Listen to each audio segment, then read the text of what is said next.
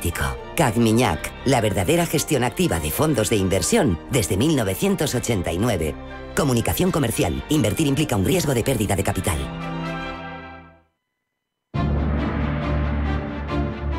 En Radio Intereconomía, Pulso Geopolítico. Análisis sobre los nuevos desafíos mundiales. Presenta Rafa Jiménez.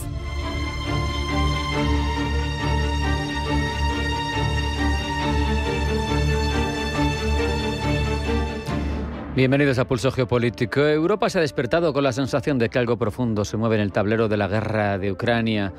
Porque se está negociando, pero la clave es con quién se está negociando, quién lo está haciendo y quién no.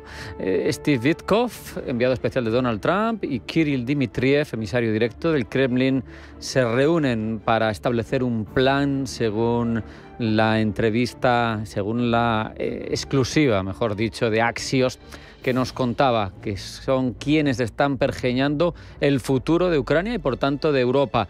Ni Ucrania, que es el invadido, ni la Unión Europea, que es parte de quienes sostienen el esfuerzo bélico de Ucrania, pintan nada en todo esto. No estamos ante una negociación, si no se tienen en cuenta estas partes, sino ante la preparación de una capitulación en diferido.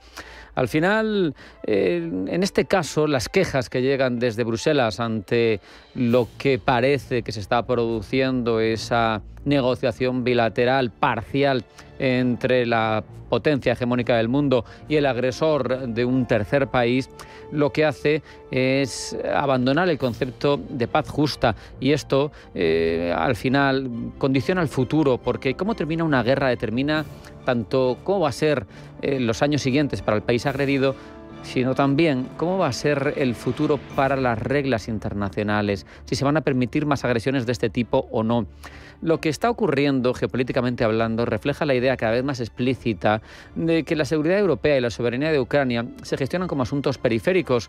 Y esto, ahora que se cumplen 80 años precisamente de los juicios de Nuremberg, y que vemos por primera vez desde el 45 que Washington podría cerrar un conflicto en Europa sin contar con la propia Europa, es verdaderamente preocupante. Para Ucrania, quedar fuera del proceso que decide su futuro es un drama, porque al final vería cómo sus fronteras se ven modificadas por la fuerza, sin decir nada, el propio sujeto pasivo, el propio detentador de la soberanía en el país. Para Europa la exclusión es grave porque es la financiadora esencial de la defensa ucraniana junto con Estados Unidos, es anfitriona de millones de refugiados y es la afectada por la agresión rusa en la medida en la que condiciona la realidad geopolítica del continente. Para el orden internacional también es un gran problema. Se valida la lógica de los hechos consumados y se relega la soberanía de los países medianos o pequeños a un elemento secundario. Hay que recordar que tras la Segunda Guerra Mundial la arquitectura internacional residía sobre un principio sencillo: ningún país tiene derecho a imponer a otro cambios territoriales por la fuerza. Saltarse eso es un precedente para que otros actores revisionistas, véase Pekín o Ankara o Teherán, puedan hacer lo mismo que está haciendo Moscú. No estamos debatiendo sobre el final de una guerra, estamos debatiendo sobre el final de un modelo, y la Europa anestesiada que viene desde hace décadas externalizando su defensa hacia la labor de Estados Unidos tiene que tener la valentía de recordar que la paz no es ni mucho menos la ausencia de guerra, es la presencia de una situación internacional justa. Es evidente que excluir de la construcción de la paz a quienes han pagado con sangre, como es el caso de Ucrania, o a quienes la sostienen con sus propios recursos, como es el caso de Europa, es una forma, por parte de Estados Unidos, de traicionar ese principio. No menciono deliberadamente a Rusia, porque a Rusia, es evidente, le interesa este formato, le interesa, con un presidente transaccional como es Donald Trump, llegar a algún tipo de acuerdo, porque siempre sabe que va a ser mucho más beneficioso para los intereses de Rusia lo que se acuerde con Washington que lo que se pueda acordar con Ucrania, lo que se pueda acordar con la Unión Europea. El plan parece que existe, pero el desafío, sin embargo, no es ese plan contra el que clamaba Katia Kallas, diciendo si no tiene en cuenta a Ucrania y no tiene en cuenta a la Unión Europea es papel mojado. Es importante el desafío, lograr que la paz no se decida sin quienes la necesitan. Si Ucrania y Europa no están en esa mesa de negociaciones, es evidente que no estaremos de ninguna manera ante el fin de la guerra.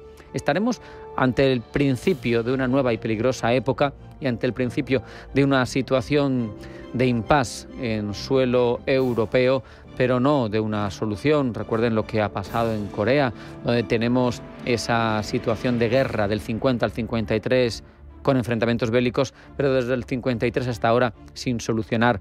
¿Queremos eso para Europa?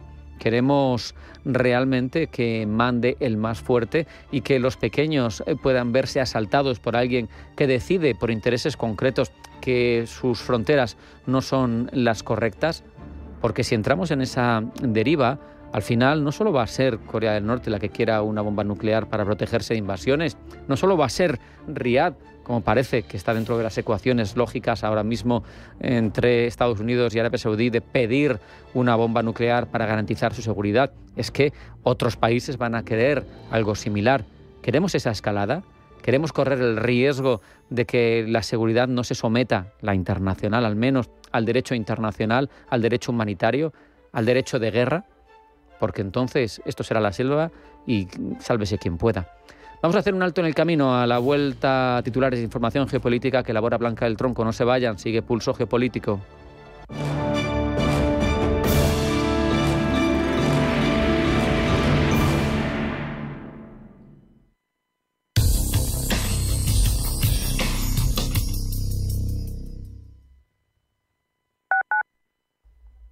La Comunidad de Madrid ha puesto en marcha el nuevo servicio de ayuda a domicilio para la atención a las personas en situación de dependencia. Profesionales especializados les atenderán para cubrir sus necesidades básicas y que puedan seguir realizando sus tareas cotidianas con más autonomía y se sientan activos y acompañados. Más acompañamiento, más salud, más años de vida. Comunidad de Madrid. Atención inversor, únete al club de inversión de Grupos Eneas. Estamos especializados en la compra, reforma y venta de inmuebles y otros activos, ofreciendo rentabilidades muy atractivas. Coinvierte con nosotros. 91 639 0347. Grupos Eneas, tu aliado en la inversión. ¿Tienes tos, fiebre leve o malestar? La primera atención empieza en ti. Hidrátate, descansa y cuídate en casa. La primera atención empieza en ti, pero nunca estás solo. Si los síntomas empeoran o perteneces a un grupo vulnerable, acude a tu centro de salud. En Atención Primaria, estamos para ti. Programa financiado por el Ministerio de Sanidad, Comunidad de Madrid. Buenos días, ¿perdona, la sección de vinos de Rueda Pelimanta? Sí, están al lado de los de Rueda para el partidazo del sábado. Vinos con denominación de origen Rueda. Compartir es vivir, compartir es Rueda. Los porros pueden parecer inofensivos, pero golpean tu vida hasta destrozarla. Tu salud, tu familia, tus amigos, todo. Los daños son para siempre. No dejes que los porros destrocen tu vida. Plan Regional contra las Drogas de la Comunidad de Madrid. Hola, soy Javier García Viviani. Presento Cierre de Mercados en Radio Intereconomía. Cierre de Mercados es como el punto en la I. Un programa que deja las cosas en su sitio. Di que nos escuchas.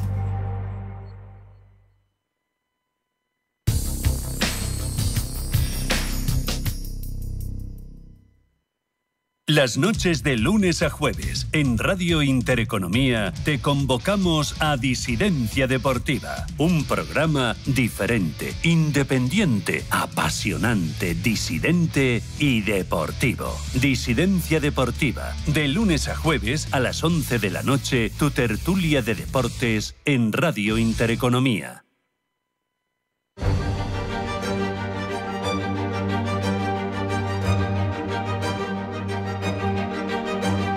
En Radio Intereconomía, Pulso Geopolítico. Presenta Rafa Jiménez.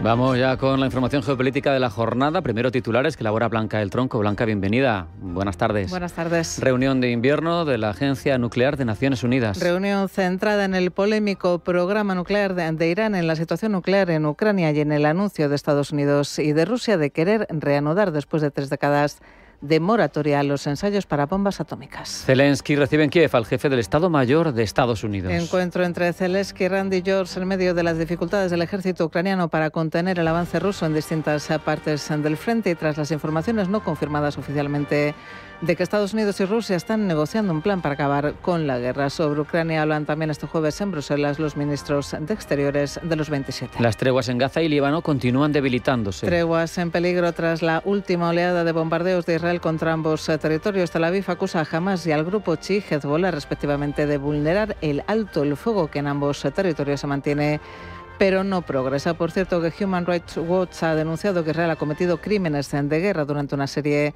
de operaciones militares en Cisjordania que han provocado el desplazamiento forzado de al menos 32.000 palestinos e insta al gobierno de Netanyahu a permitir de inmediato su regreso a los campos de refugiados de los que fueron expulsados. Penúltimo día de la cumbre del clima en Brasil. La conferencia de las Naciones Unidas sobre el cambio climático llega este jueves a su penúltimo día, con las conversaciones en un punto muerto por la ambición brasileña de impulsar una hoja de ruta para el final de los combustibles fósiles. Los papeles de Epstein podrían ver la luz en los próximos días. Papeles que podrían ser publicados después de que Donald Trump firmara ayer la ley para que se publiquen. En un mensaje en su red social y antes de informar sobre la firma de la ley, Trump ha vinculado a Epstein con los demócratas, asegurando que les donó dinero toda la vida y ha remarcado su relación con el que fuera presidente Bill Clinton y el exsecretario del Tesoro Larry Summers. Australia desactiva Facebook e Instagram a los menores de 16 años. Meta, la matriz tanto de Facebook como de Instagram, ha comenzado a notificar a los menores de 16 años en Australia sobre la próxima desactivación de sus cuentas ante la entrada en vigor en diciembre de una nueva ley en el país para restringir el acceso a las redes sociales a niños y adolescentes. Y nuevas protestas de la generación Z en México. El movimiento Generación Z convoca una protesta contra la inseguridad y la corrupción que coincide con el tradicional desfile militar del 20 de noviembre por parte del ejército mexicano en Ciudad de México, en medio de tensiones tras los disturbios en la protesta celebrada el pasado sábado.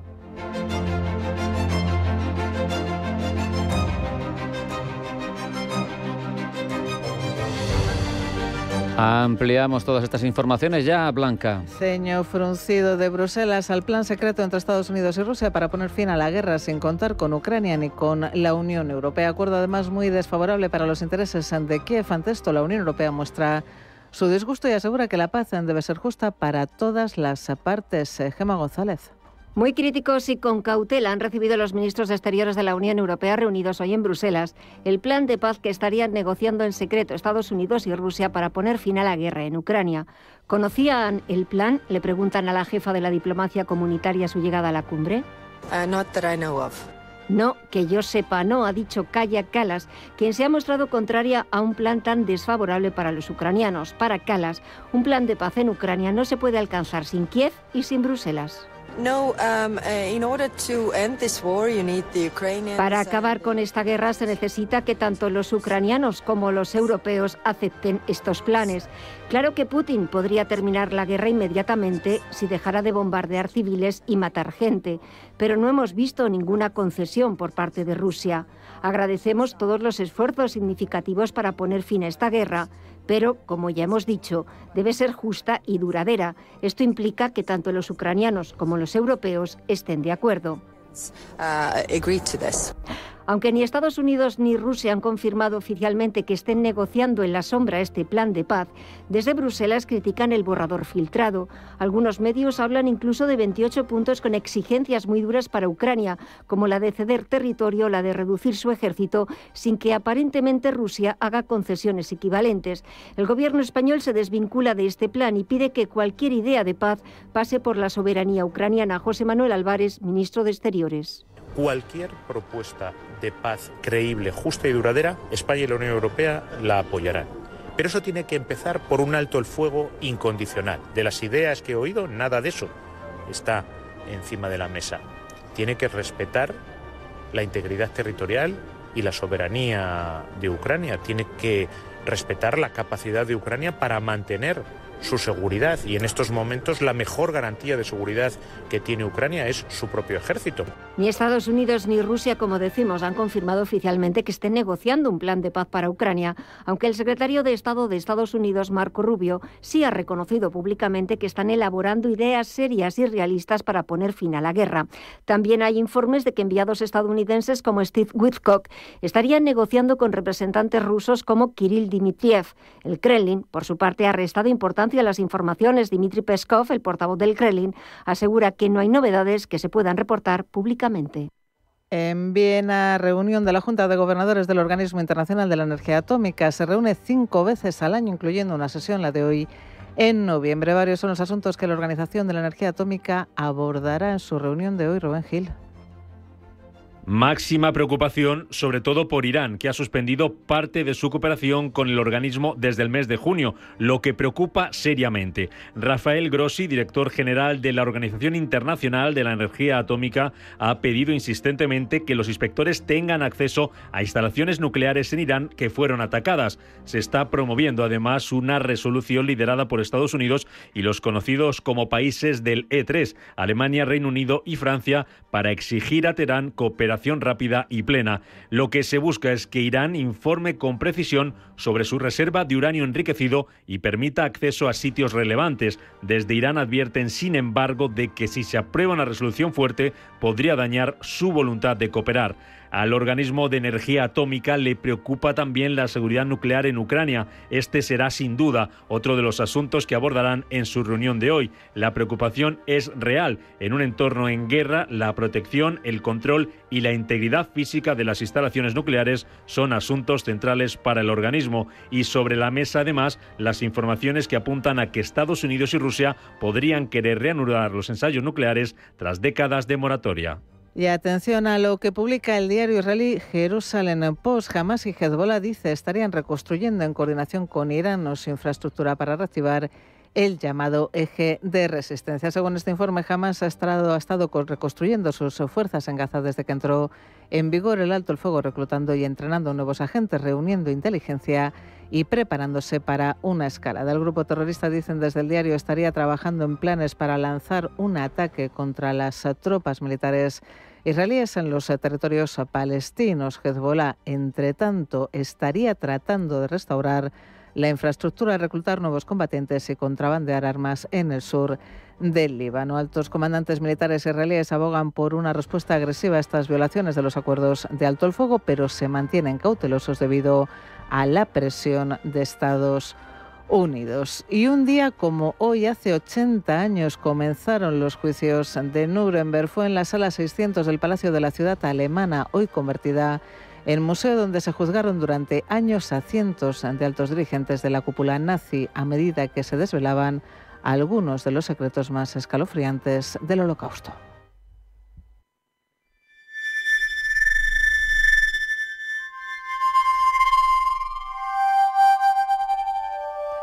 Por primera vez, 4 países juzgaron al unísono un crimen con la intención de crear una jurisprudencia eficaz que evitase que este escabroso episodio volviese a suceder. Sin embargo, este fin se ha mantenido. ¿Cuál es el legado de los juicios de Nuremberg 80 años después? Pablo Llanone. Estados Unidos, la Unión Soviética, Francia y Reino Unido vivieron experiencias muy diferentes durante la Segunda Guerra Mundial. Mientras Washington y Londres observaban el conflicto desde las aguas, el ejército soviético perdía a miles de sus hombres y el Estado galo veía brotar campos de concentración dentro de su territorio. Eran las verdades que Estados Unidos y Reino Unido constataron cuando vieron el horror con sus propios ojos. Antes de que finalizase la guerra, ya se había decidido que debía forjarse un escudo contra esta barbarie, que marcase precedente, que diese protección, que dictase justicia. La pregunta era, ¿la justicia de quién?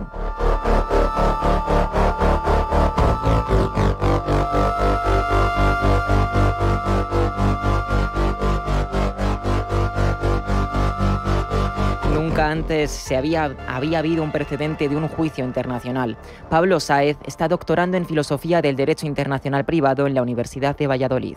Por primera vez en la historia, hubo que apelar a un derecho que no existía aplicable en el lugar donde se juzgó, que era Alemania, que había que crear y desde el que había que juzgar a un pueblo, a unos dirigentes y a unas acciones que se habían hecho bajo la creencia de que se estaba cumpliendo mera y lisamente la legalidad imperante en la Alemania nazi.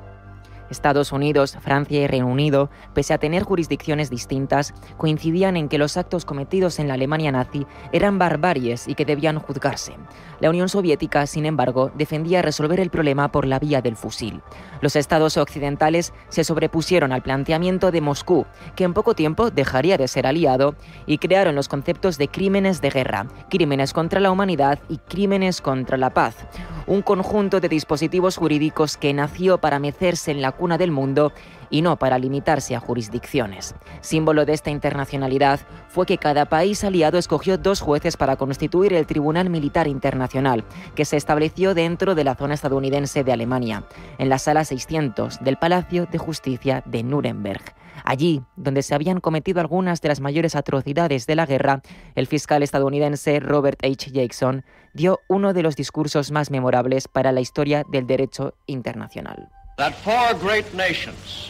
Que 4 grandes naciones, con ganancias y pérdidas, permanezcan como garantes de la defensa y que sus enemigos cautivos estén completamente sujetos a las condenas de las leyes, es uno de los tributos más importantes que el poder jamás haya rendido.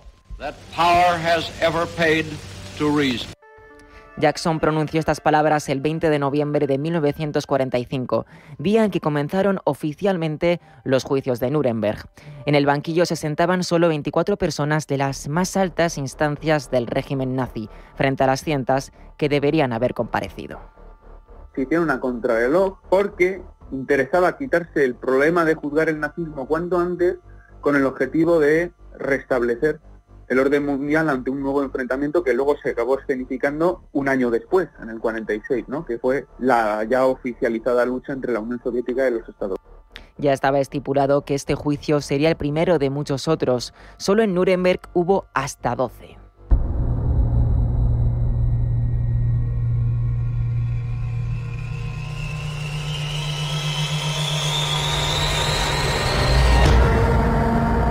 El primero de ellos, el que nos atañe hoy, duró casi un año. Durante los primeros meses se reveló cómo funcionaban los campos de exterminio, la maquinaria estatal que subyacía y el grado de conciencia de todos los implicados.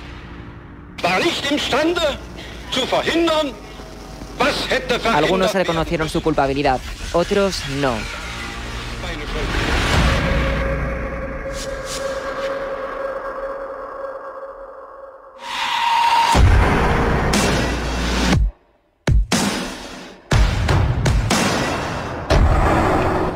En septiembre de 1946, el Tribunal Militar Internacional condenó a muerte a 12 acusados. 7 recibieron cadena perpetua y 3 fueron absueltos. Este fue el legado que nos dejó Nuremberg. Una sentencia que protegería al mundo del terror, que sobrepasaría fronteras, que haría justicia a la humanidad entera. Sin embargo, ahí sigue, sin ser juzgado, de fondo, el terror.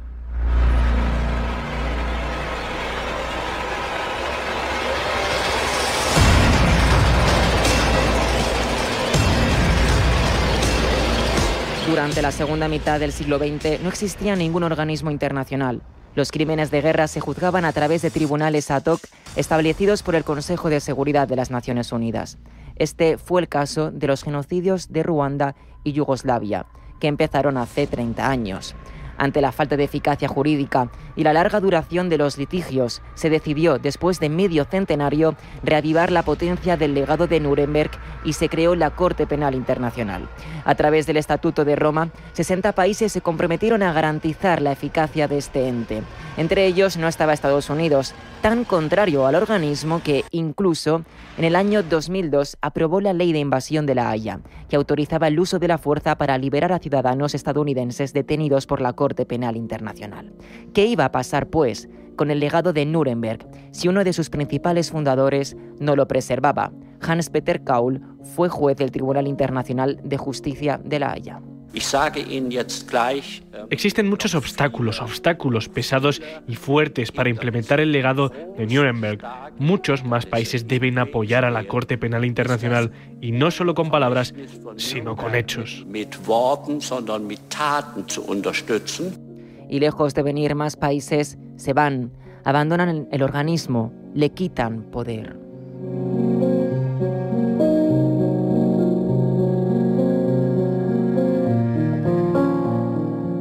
El último caso más sonado ha sido el de Hungría, que ha anunciado su salida después de negarse a detener a Benjamín Netanyahu, quien ha sido acusado de crímenes de guerra y está en busca y captura. Con ello, le sigue quitando al ente internacional algo que necesita: credibilidad.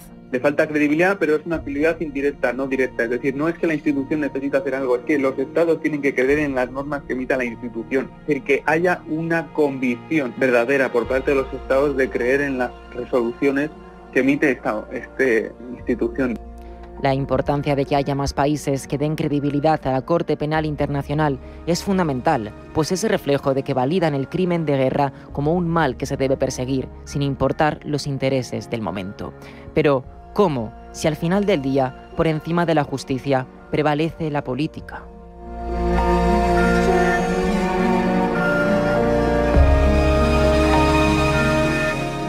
Los juicios de Nuremberg, igual que la Corte Penal Internacional, surgió en un contexto, en una coyuntura. Por eso, hoy, 80 años después, nos preguntamos, ¿realmente existió el espíritu de los legados de Nuremberg? ¿Realmente existió el compromiso de evitar que los actos horribles ocurridos durante la Alemania nazi volviesen a suceder? ¿Realmente esto estaba garantizado? ¿O fue todo una ilusión política?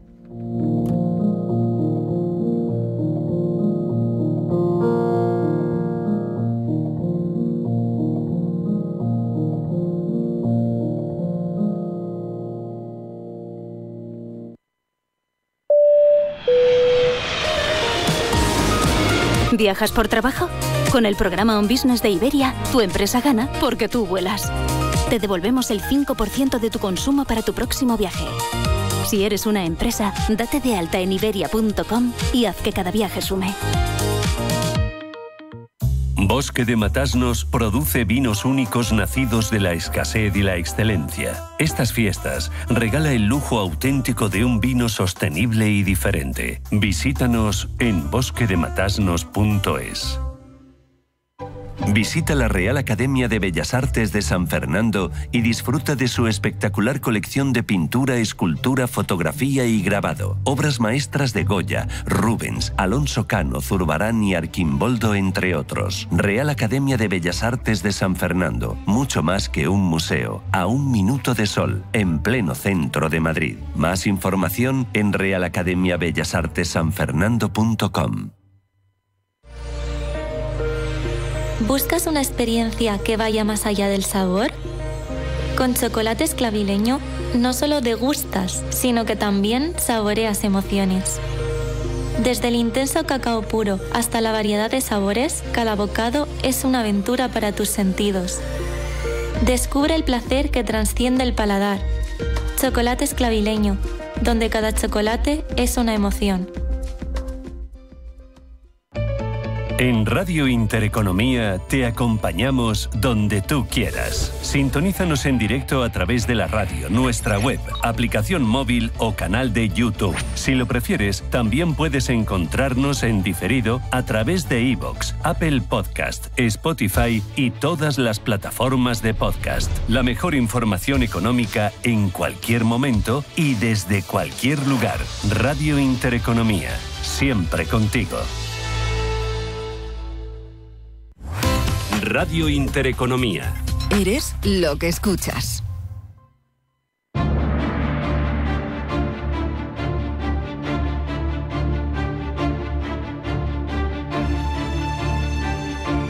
En Radio Intereconomía, Pulso Geopolítico. Presenta Rafa Jiménez.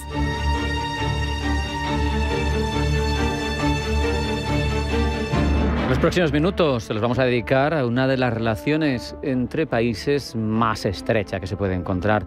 Las que mantienen España y Argentina, históricamente fuertes, basadas en lazos humanos, en lazos culturales, en lazos económicos y en lazos comerciales. Han tenido altibajos y tensiones, pero ¿qué relación no los tiene?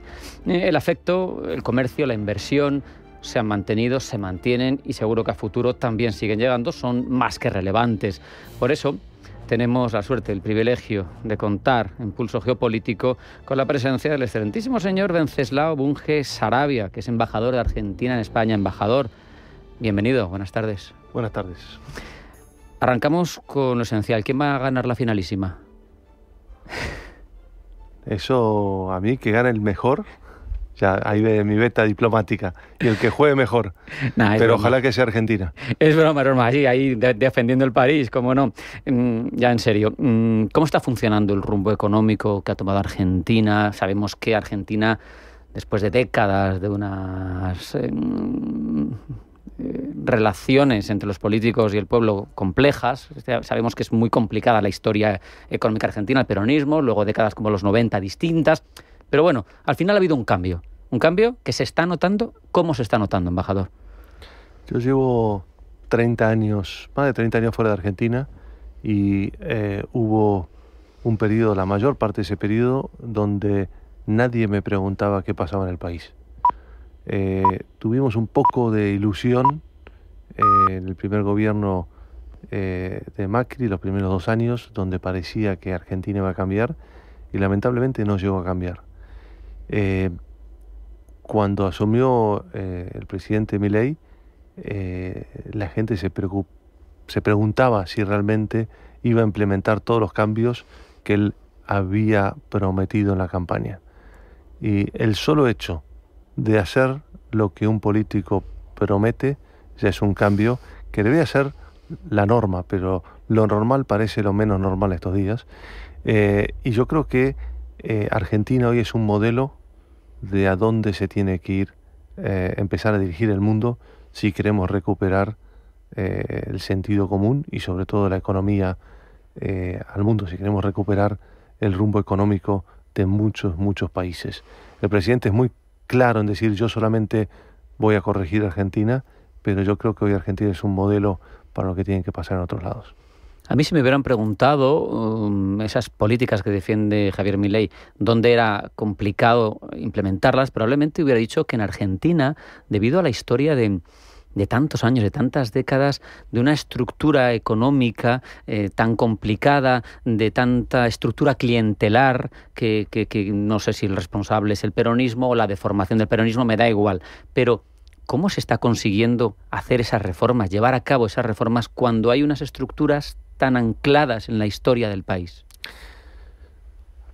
Primero, yo una de las cosas que digo muchas veces, si estuviéramos hablando ahora en la embajada y no en esta radio, les mostraría el palacio que tenemos, que es un lujo, es un palacio que demuestra, y esto me lo dijo un muy amigo español que me vino a visitar apenas me habían nombrado, me dice: esto es un reflejo de Argentina. Hace 75 años Argentina se podía comprar lo que hoy es tal vez una de las residencias de embajadores más bonitas en Madrid, y hoy no la puede ni mantener.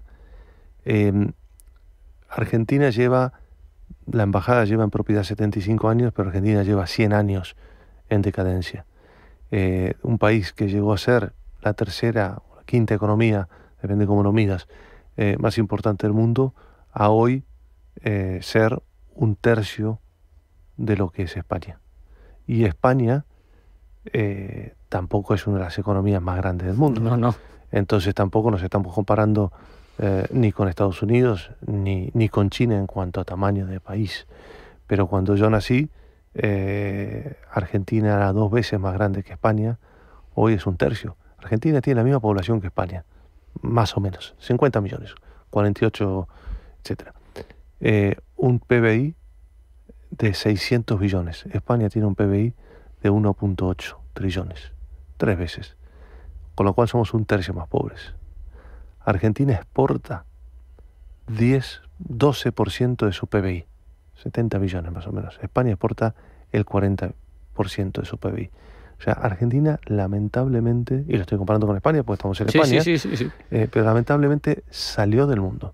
Cuando a mí me tocó asumir este desafío, esta responsabilidad, este trabajo con el que me siento muy honrado y que me carga muchísima responsabilidad, empecé a estudiar números que yo no pensé que le faltaban ceros.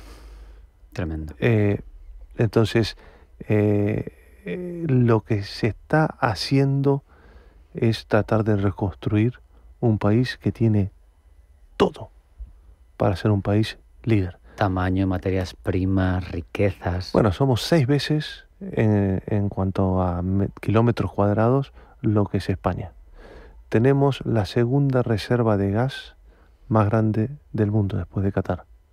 Es más barato traer el gas de Argentina a España que traer el gas a España desde Rusia, como se traía hace poco, porque para llegar a Rusia pasa por rompehielos, hay que hacer el transbordo a los barcos tanqueros y después llegar acá. En Argentina se podría cargar directamente en tanqueros derecho para acá. Argentina hasta hace 4 o 5 años no era autosuficiente en energía, teniendo vaca muerta. Minería. Chile exporta casi el 40% de sus exportaciones son en minería. Y nosotros tenemos más o menos 10 veces más reservas que Chile. Nuestra minería representa menos del 0,5% de nuestro PBI. No se hicieron inversiones. O sea, solamente con las inversiones que están sucediendo ahora en energía y en minería, es como si tuviéramos un sector agrario más para el PBI argentino, que es lo único que realmente Argentina consigue exportar. La verdad, embajador, es que la parte buena de lo que nos estás contando es que hay un potencial de crecimiento y unas bases tremendas. Y ya que estamos hablando de Argentina, de España, y vamos a ahondar en los intereses económicos. ¿Dónde se ven hoy las mejores oportunidades, en opinión del embajador de Argentina en España, para que las compañías españolas quieran invertir en Argentina? Yo entiendo que hay que primero arrancar con la credibilidad. Y Argentina, lamentablemente, como decía un ministro que estuvo hace muy poco acá visitándonos, un ministro de Regulación, decía, Argentina era el alumno malo que reprobaba todos los exámenes. Se puso a estudiar, pero estamos todavía, nosotros decimos jardín de infantes, estamos recién empezando la escuela y acabamos de pasar el primer examen, que fueron estas elecciones. Las legislativas seguro que ayudan, ¿no? Porque son grandes resultados. Ahora comentamos en eso, pero lo que hay que asegurar, no nos podemos creer que ya estamos graduados. Estamos paso a paso tratando de cambiar y crear la infraestructura para volver a ser un país creíble y para que las empresas globales nos inviertan. España, lamentablemente, es de los países que más se quemó en el pasado, entonces lo está mirando con más cuidado que otros países que no habían entrado, o con otros capitales que tradicionalmente son más agresivos. Ya hay más de 100 billones de capital de inversiones directas en Argentina. Para un país que exporta 70 billones es un número relevante. De España hay un par de inversores muy grandes que se están mirando, estamos trabajando muy cerca de ellos. Hay un programa nuevo de inversión que se llama RIGI, que es un régimen de inversión para grandes industrias, que crea una infraestructura, un ambiente jurídico para crear credibilidad, pero el trabajo que tenemos que hacer día a día es volver a los mercados y conseguir la credibilidad de lo que se está haciendo es duradero y que no va a ser solamente un periodo de 2 años o de 4 años. Comentaba sobre las legislativas, lo que se ha hecho hasta ahora con una minoría tan grande, tanto en el Senado como en la Cámara de Diputados, cuando se había comprometido el presidente a hacerlo, todo el mundo creía que iba a ser imposible. Es, como él dice, el milagro argentino. Lo han conseguido hacer. Ahora, a partir del 10 de diciembre, con los resultados de estas elecciones, donde se vio que el pueblo argentino apoya este ajuste importante de cinturón y enfrentar la realidad, va a haber mayor apoyo en el Senado y en Cámara de Diputados para poder implementar los cambios que todavía hay que hacer. Y hay que hacer muchos cambios. Sabemos que dentro de esos colectivos empresariales más quemados por el pasado eran sobre todo los integrantes grandes compañías que apostaban por Argentina. Pero me pregunto si Argentina también quiere aspirar a otros nichos, algo más humildes en tamaño, a que empresas medianas españolas den el salto del Atlántico y apuesten por Argentina. El primer comentario que hiciste, yo no sé si estoy tan de acuerdo. Los que hacen más ruido son los grandes, pero los que han sufrido mucho también son los pequeños. Me decía un compañero tuyo hace un rato que había hecho una inversión importante en Argentina para él, a nivel relativo, y le había costado sudor, y sangre y lágrimas esa inversión. Pero los que hacen ruido son las empresas grandes.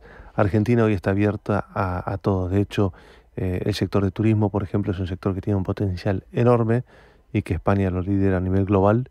Y que acá puedo comentar solamente temas públicos, pero por eso lo puedo comentar. Hay un grupo hotelero que está haciendo en este momento 19 hoteles en Argentina. Se han aumentado las frecuencias de vuelos. Hay una aerolínea que va a volar directo a Rosario. Hay otra aerolínea que incrementa su frecuencia a la ciudad de Córdoba. Hay otra aerolínea que anuncia que ya no va a tener solamente 3 vuelos diarios, sino 4 vuelos diarios a Buenos Aires. Hay una nueva aerolínea que empieza a volar a Buenos Aires. Todo esto va a tener un efecto en cascada para el turismo en Argentina, que es uno de los grandes motores también para atraer inversiones al país. Si le damos la vuelta a la pregunta, a la inversa, ¿inversiones argentinas en España? A mí una cosa que siempre me impresionó, y tal vez suene arrogante y pido disculpas, pero del talento argentino es cómo está metido en el liderazgo de muchos sectores a nivel global. Yo llevo más de 10 años aquí en España y 25 en Europa, enfocado mucho en España, te lo cuento bastante. En el 2001 armamos una fundación en Argentina, en el Reino Unido, cuando Argentina había entrado en el default, que se llamaba APARU, Asociación de Profesionales Argentinos en el Reino Unido, y lo que hacía era conglomerar los argentinos profesionales para ayudar. Y ahí veías el talento que había Argentina, no solo en el sector financiero, que era el que yo venía, sino en muchísimos sectores, en el sector farmacéutico, en el sector tecnológico, etcétera. Lo que uno ve hoy aquí en España es la cantidad de argentinos que están liderando grandes empresas. Prefiero no nombrarlas así en vivo, pero hay muchísimas empresas de gran tamaño que tienen ejecutivos de altísimo nivel o empresarios que han venido a instalarse y que le ha ido excelentemente bien aquí. El argentino aquí en España en general le ha ido muy bien por 2 razones. Uno, somos muy parecidos, somos países hermanos. Y venimos, y con todo respeto lo digo, con muchísimo más hambre del que en general tienen los españoles. El argentino que viene porque lo necesita, claro, y porque viene a conquistar el mundo. Y esta es la mejor puerta para entrar al mundo. El español lamentablemente ha perdido ese hambre con el que se fue a Argentina hace 50, 60 años. Yo siento que había una migración de muchos españoles que están volviendo a sus raíces porque han tenido mucho viento en contra de Argentina y acá se sienten que le va a poder ir bien. Pero el argentino se instala muy bien en España y le va muy bien en España. Permíteme hablar algo de contexto, porque cuando un país quiere transformarse con un nivel de cambio tan grande como Argentina, pues al final los entornos también le importan. América del Sur tiene ahora mismo unos ciclos electorales, unos cambios, tiene países más escorados a la izquierda, países más a la derecha. En ese contexto, en ese ciclo de reacomodos que se está produciendo en distintos países de la zona, ¿cómo se encaja Argentina? Argentina siempre fue un país que lideró un poco la región, porque fue un país con mucha población, más importante, con mucha riqueza, y yo diría hasta más importante que todo eso, muy educado. En general la educación argentina siempre fue una de las líderes en la región. La UBA, similares. Yo estudié en la UBA, claro, la universidad pública. Pero uno mira y la cantidad de líderes argentinos que han estudiado en la Universidad del Estado es significativo. Y ha seguido, la educación argentina sigue siendo muy buena. Tal vez ha perdido un poco ese liderazgo que tenía. Hay muchos países que han invertido y se han dado cuenta, y Argentina tal vez perdió un poquito de posición tan diferenciadora que tenía antes. Habiendo dicho eso, cuando uno mira en lo que son las nuevas industrias, y ya tocamos un poco de las industrias más tradicionales hace un rato, la gran industria nueva de la tecnología, Argentina es impresionante cómo la ha liderado. Argentina tiene más unicornios, que son empresas de más de millones de euros o dólares, que la suma del resto de los países latinoamericanos. Qué bueno. Y acá se han instalado muchas de esas empresas con muchísimo éxito. En general, antes crecían y se iban para América Latina y ahora se colocan en España para tratar de crecer en el resto de Europa. Por otro lado, tocando un poco más el tema político que comentabas, se está viendo un cambio de esa sensación política. Argentina la lidera en el 23, Paraguay está también bastante alineado. Fue una sorpresa para la gente que no estaba tan cercana al tema lo que ha sucedido en Bolivia. Veremos ahora en 15 días lo que termina pasando en Chile. Pero yo creo que era una necesidad para la región, y como comentábamos antes, yo no vengo de una carrera política, una carrera diplomática. Entre muchas de estas cosas a mí me agarran de sorpresa, pero me llaman la atención, y hay ciertas frases que nuestro presidente usa y dice que para mí son un ejemplo de la claridad que tiene él de mente y de sintetizar temas complejos, ¿no?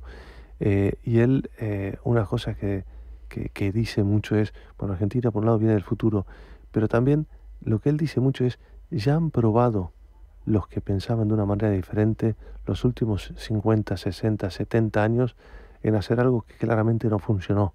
La región, como un todo, es una región que tiene muchos recursos naturales y sigue siendo una región pobre en relación al resto del mundo. Bueno, hay que probar algo nuevo.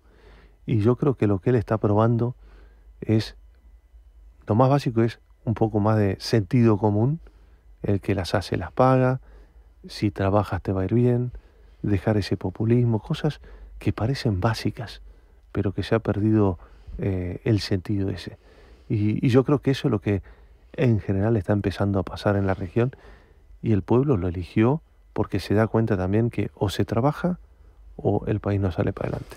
Permíteme que saque algo de pecho por España con la buena marcha de Argentina, porque yo creo que Javier Milei se inspira en la Escuela de Salamanca en gran medida, ¿no? En esos economistas pioneros que la cultura anglosajona nos ha ocultado, nos ha querido ocultar, dándole solo crédito a Adam Smith y compañía, pero hay antes otros muchos.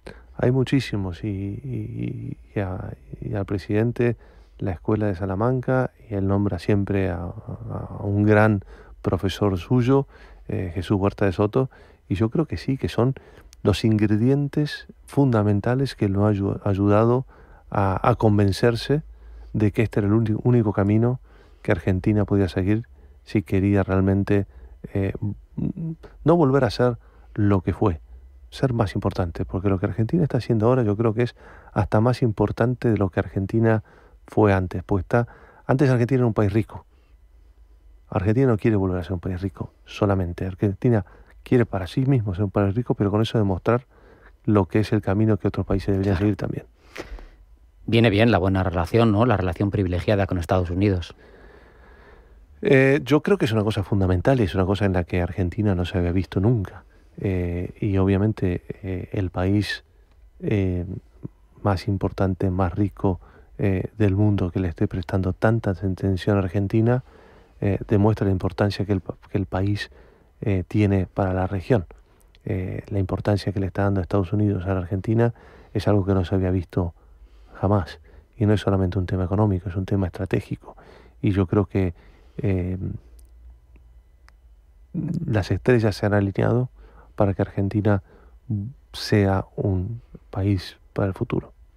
Lo que pasa es que tiene también que guardar equilibrios complejos, ¿no? Navega ahí entre Estados Unidos, Europa, China, y no tiene que quedar mal con nadie. Pero él lo dijo claramente el presidente, y es una cosa que hace mucho énfasis, ¿no? Que al final lo que él quiere es volver al eje de Occidente. Y en el eje de Occidente está obviamente Estados Unidos, obviamente Europa juega un rol fundamental, e Israel. Para nosotros Israel, Estados Unidos y Argentina, hay una cosa que no se dice mucho, pero la segunda comunidad más importante de israelíes, de judíos en el mundo está en Argentina. Entonces tenemos las mismas raíces, y lo que ha hecho al mundo occidental grande son nuestras raíces judío-cristianas, y esas no hay que ocultarlas, hay que sacar pecho, como decías tú. Claro, supongo que Argentina aspira a estar preponderando en el G20 en debates mundiales de energía, de alimentación, de comercio, porque tiene argumentos para ello. Los tiene y ya se está posicionando y lo está haciendo. De hecho, cuando uno piensa que Argentina es de los pocos países de la región que está tan avanzado en temas de energía nuclear y está haciendo mini reactores nucleares que está exportando al mundo, eso no se comenta. Pero tiene un avance satelital que no hay otro país en la región que lo tenga. En todo eso hay que apoyarse y hay que invertir, porque es lo que va a ayudar también al país a cambiar su posición de ser un simple exportador de commodities a ser un exportador también de tecnología. Claro. Esa es la diferencia, desde luego, entre tener una economía extractiva, como ha pasado en muchos países ricos materialmente. Sé, leyendo por la embajada, por la página de la embajada, veía que el embajador articula sus prioridades en estas materias en torno, lo hemos mencionado, a la atracción de inversiones españolas, expansión del comercio exterior y vínculo estratégico con la comunidad argentina, ¿no? Argentina, yo como lo dije hace un momento, Argentina y España son países hermanos. España es el país donde hay más argentinos. Tenemos 500.000 de argentinos viviendo en España registrados. Si tú estás aquí como italiano, tal vez no te tenemos registrado, que en realidad habías nacido en Argentina, pero ya tenías nacionalidad italiana. El otro día me comentaba el embajador italiano que hay 200.000 italianos y ellos creen que esos 200.000, 120.000 son nacidos en Argentina, con lo cual el número de 500.000 es muy conservador. Pero lo más sorprendente es que la misma cantidad de españoles hay hoy en Argentina, 500.000 de españoles en Argentina, y con la ley de memoria histórica, Argentina es el país que más pasaportes pidió, con lo cual va a llegar arriba del 1.000.000 de españoles en Argentina, lo cual no se los pone en la comunidad autónoma número 10, 11, o sea, somos países más que hermanos.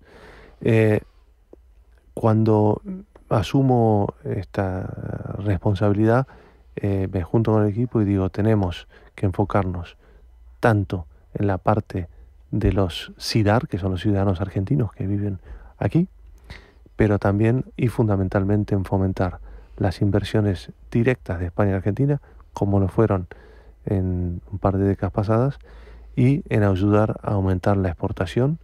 Y el tercer punto que también comenté es en aumentar el turismo. Con el tema de las exportaciones, estamos trabajando mucho con las compañías argentinas que quieren venir para aquí. Con el tema de exportaciones, de inversión directa, ya lo estamos viendo, pero hay mucho por hacer. Y comentamos ya hace un ratito el tema de turismo. Es muy diferente, después de haber estado 30 años en responsabilidades altas en el ámbito financiero, en el ámbito inmobiliario, de tener una carrera internacional, representar a tu país. ¿Cómo se lleva? Con un sentimiento de responsabilidad enorme. Es un honor. Yo cuento siempre que yo no conocía al presidente y a mí me llamaron un poco por mi trayectoria profesional y mi conocimiento de España, pero yo no podría hacer esto si no fuese con el equipo que tengo de diplomáticos. Hay muchos prejuicios, y uno de los prejuicios que a mí siempre me marcó es que hay un prejuicio que dice la gente pobre es pobre porque es vaga, el empresario es rico porque no se ocupa de su gente y es egoísta, el político es corrupto. Son esos prejuicios que uno tiene. Cuando uno empieza a investigar y a trabajar, se da cuenta que son prejuicios muy injustos. Hay muchos empresarios que dejan la vida por sus empleados, hay muchos pobres que trabajan muchísimo y nunca tuvieron la suerte que otros tuvieron, y hay muchos políticos, yo diría la mayoría de los políticos, muy honrados y que lo están tratando de hacer por el bien del país. La política es realmente una vocación. Yo no tenía la vocación de ser diplomático, pero me doy cuenta que la bien que puedo hacer, tratando de hacer las cosas bien y con sentido común, es enorme. Y eso no es diferente a lo que yo he tratado de hacer en mi vida profesional anterior en el sector privado. He descubierto una profundidad y un conocimiento del equipo diplomático que yo no tenía ni idea que existía. Y he encontrado muchos políticos que trabajan no mucho, muchísimo más de lo que yo he visto grandes empresarios en el sector privado. ¿Es diferente? Es muy diferente. Pero al final, cuando uno hace bien las cosas, o trata por lo menos de hacer bien las cosas y es honesto, yo creo que eso funciona, no importa en el sector que uno esté. Pero al final, uno, aunque cambie de hábito, sigue teniendo ahí su ADN. Embajador, con una trayectoria empresarial tan destacada, tan larga, yo me pregunto, seguro que tiene criterios de gestión para su tiempo de embajador en España, tiene KPIs o tiene no sé qué tipo de objetivos instalados con los que Venceslau Bunge Sarabia diga cuando se marche de esta responsabilidad: estoy satisfecho, he conseguido los objetivos, las metas. Sí, y las tengo muy clavadas, las tengo muy medidas y las compartí con el equipo, que son ciertos objetivos de inversión directa, ciertos objetivos de aumento en cuanto a las exportaciones, en cuanto a número de turismo, cómo quiero medir el aumento de turismo, y después hay una cosa que suena un poquito más banal, quiero volver a recuperar, como un símbolo de estar recuperando el país, a recuperar la preciosa embajada que tenemos, y lo estamos haciendo con capital, principalmente capital privado, de gente que nos está ayudando a restaurar esa preciosa embajada, donde queremos hacerla muchísimo más eficiente de lo que hoy es. Y bueno, solamente Dios sabe cuánto tiempo tendré para hacerlo, y como hoy me decía un compañero de la embajada, me dice: estás trabajando mucho, y digo: no estoy trabajando suficiente, porque creo que al final lo único que no tenemos y lo único que no recuperamos es tiempo.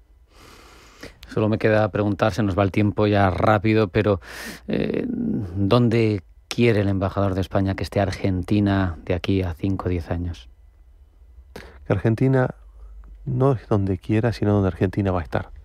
Argentina va a volver a ser uno de los países de referencia definitivamente en la región, y ojalá consigamos que sea también un país de referencia en el mundo. Con ese deseo nos vamos a quedar. Venceslau Bunge Sarabia, embajador de Argentina en España, ha sido un placer que estés aquí con nosotros y que nos permitas conocer esa realidad política de Argentina. Muchas gracias. Un abrazo. Hasta la próxima. Los invito a todos a visitar Argentina y invertir en Argentina. No se van a arrepentir. Queda dicho, no hay tiempo para más. Hasta aquí esta edición de Pulso Geopolítico, en la que hemos ahondado fundamentalmente, ya lo han visto, en la realidad de esa Argentina que está evolucionando y que sin duda, como nos contaba el embajador, va a ir a mejor. Muchas gracias, sean felices, pasen buena tarde y hasta mañana, porque mañana vuelve Pulso Geopolítico, no se lo pierdan.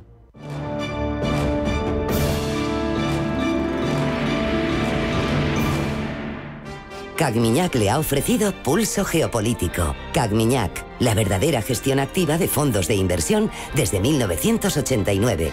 Comunicación comercial. Invertir implica un riesgo de pérdida de capital. Lo de viajar estando jubilado sale bastante bien, pero si luego vas a Roma todo es carísimo. Más los souvenirs para mis hijos, mis nietos... Pero aún estás así, que no llegas a tu boda. Ay, vale. Si te preocupas demasiado por el futuro, te pierdes el presente. Deja que los planes de pensiones de Mapfre se ocupen de tu futuro. En el momento de la verdad, ¿a quién elegirías? Mapfre, tu referente en planificación financiera. Gran Hotel Inglés es un hotel único y el más antiguo de Madrid que combina la sofisticación urbana con el glamour de los años 20. Un oasis de elegancia en la zona más palpitante y genuina de Madrid, el barrio de las letras. GranHotelInglés.com, tu hotel de lujo en Madrid. Este puente de diciembre vive la magia navideña con Soltour desde Almería. Descubre Estambul desde solo 815 €, todo incluido. Tu escapada perfecta te espera con vuelo directo desde Almería el 4 de diciembre. Mezquitas, bazares y un ambiente inolvidable en Oriente. Reserva ya en tu agencia de viajes más cercana.